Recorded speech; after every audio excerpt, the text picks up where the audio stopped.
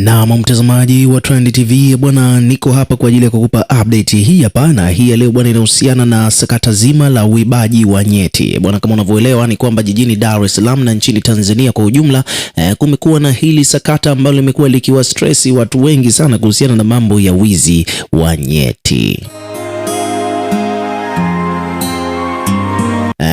Unaambiwa kwamba bwana, mtu akikushika bega tu alafu baada ya muda unajikuta nyeti hazipo. Ni moja kati ya vitu ambavyo vimeibua taharuki nchini Tanzania kutokana na hivyo vitu. Sasa bado haijathibitishwa kwa namna moja au nyingine kwamba hiyo issue ni kweli au tu ni mambo ya imani, mambo ya hapa na pale, lakini kiundani zaidi kwa mujibu wa mambo yanavyoendelea ni kwamba kwa mujibu wa vyombo husika kabisa wanasema kwamba wamefanya uchunguzi, hilo jambo si la kweli, lakini pia japokuwa mtaani huko wamekomaa, wadau wanakuambia kwamba ni kweli hayo mambo yapo.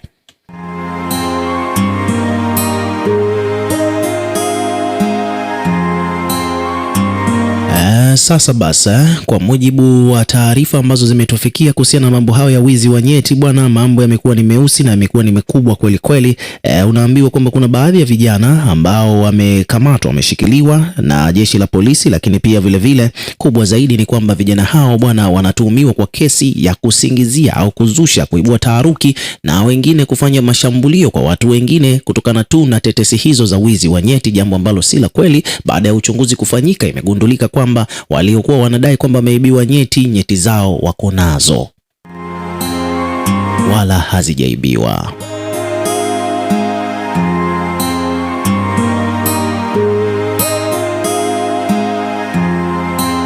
Na kwa mujibu wa taarifa rasmi ambayo tuko nayo hapa ni kwamba wanaume 6 Dar es Salaam wamefikishwa katika mahakama ya mwanzo Kinondoni kujibu shtaka la kutoa taarifa za uongo kuwa wameibiwa nyeti zao. Unaona bwana ni kwamba bwana watu wamepoteza maisha. Unajua kwamba watu wengi sana wanasingiziwa huko kwamba wameiba nyeti, wanapigwa, wengine wanapoteza uhai. Sasa hawa watu ambao wanatoa hizi taarifa bwana ni wanatoa taarifa za uongo, jambo ambalo limeleta shida kwa namna moja au nyingine huko katika jamii kwa ujumla.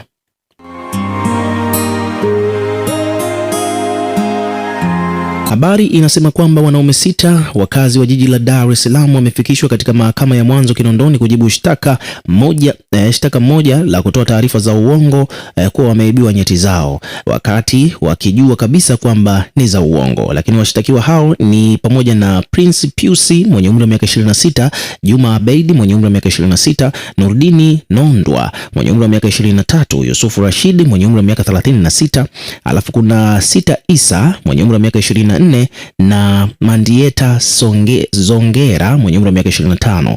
Wote hawa ni wakazi wa jiji la Dar es Salaam. Washtakiwa hao wamefikishwa katika mahakamani hapo siku ya Alhamisi Aprili tarehe 9 mnamo mwaka huu 2026 kwa ajili ya kusomewa kesi zao kwa mahakimu wawili tofauti. Endelea kufuatilia, tutakupa habari zaidi. Kuna page hapa imekuja kuripoti hivyo.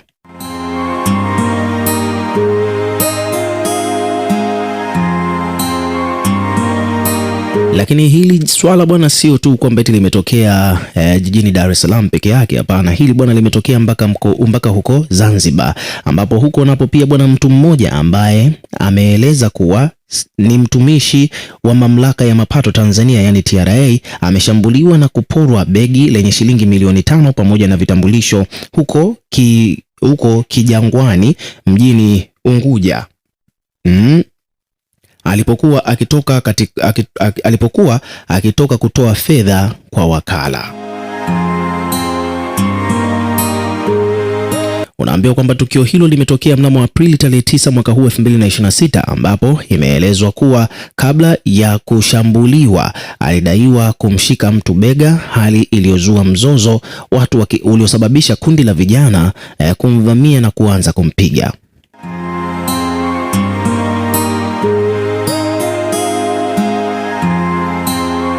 Baada ya shambulio hilo, wahusika walimnyang'anya begi lake na kukimbia kusikojulikana, ambapo akiwa katika hospitali ya Chumbuni. Mhanga anasema kwamba baadhi ya waliomshambulia aliwaona na pia vile walikuwa wakijihusisha na biashara ndogo ndogo na wengine wakiwa ni waendesha bodaboda.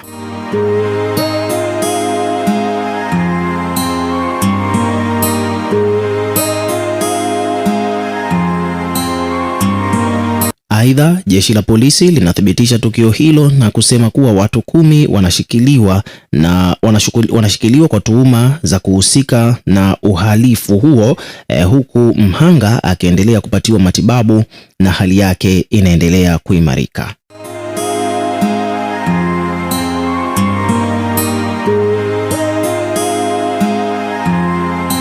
So hivyo ndivyo mambo yalivyo. Hii issue ni mpaka Zanzibar, lakini ukachana na huko Zanzibar pia vile kuna mwingine huku amehukumiwa kifungo cha miezi 6 ambaye yeye pia alidai kwamba ameibiwa nyeti zake, habari ambazo zilikuwa ni za uongo. Habari kamili hapa inasema kwamba kijana mmoja anayefahamika kwa jina la Abdulazizi Kabangila mwenye umri wa miaka 31, mkazi wa Matulole mkoani Geita, amehukumiwa katika mahakama ya mwanzo Nyakumbu kwenda jela kutumikia kifungo cha miezi 6 kwa tuhuma za kuzusha kuibiwa nyeti.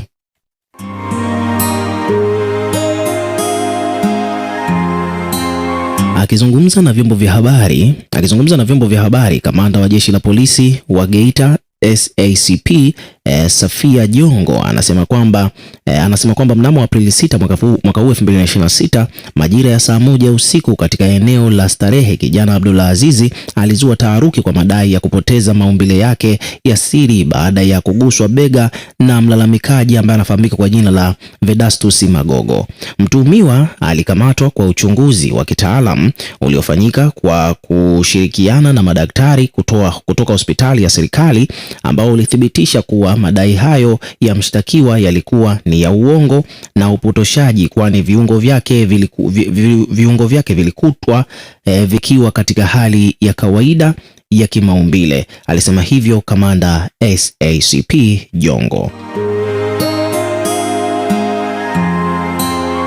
Pia vile kamanda anasema kwamba baada ya jeshi la polisi kuthibitisha upotoshaji huo, lilifanikiwa kumfikisha mahakamani mbele ya hakimu mfawidhi Ali Mgomba ambaye katika shauri la jinai namba CC 38 la mwaka 2026.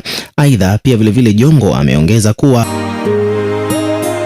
mahakama ilijiridhisha na ushahidi wa pande zote mbili wa jamhuri na kumtia hatiani mshtakiwa kwa kosa la shambulio la kumdhuru mwili kinyume na kifungu cha 241 cha sura ya 16 na kanuni ya adhabu kilichofanyiwa marejesho mnamo mwaka 2023. So hivyo ndivyo mambo yalivyo. Ukiwa kama mdau, na pia tuwekee maoni yako katika comment section, tutakuwa tukisoma na kureplay kila comment, na pia hakikisha una subscribe kwa ajili ya kupata update zaidi.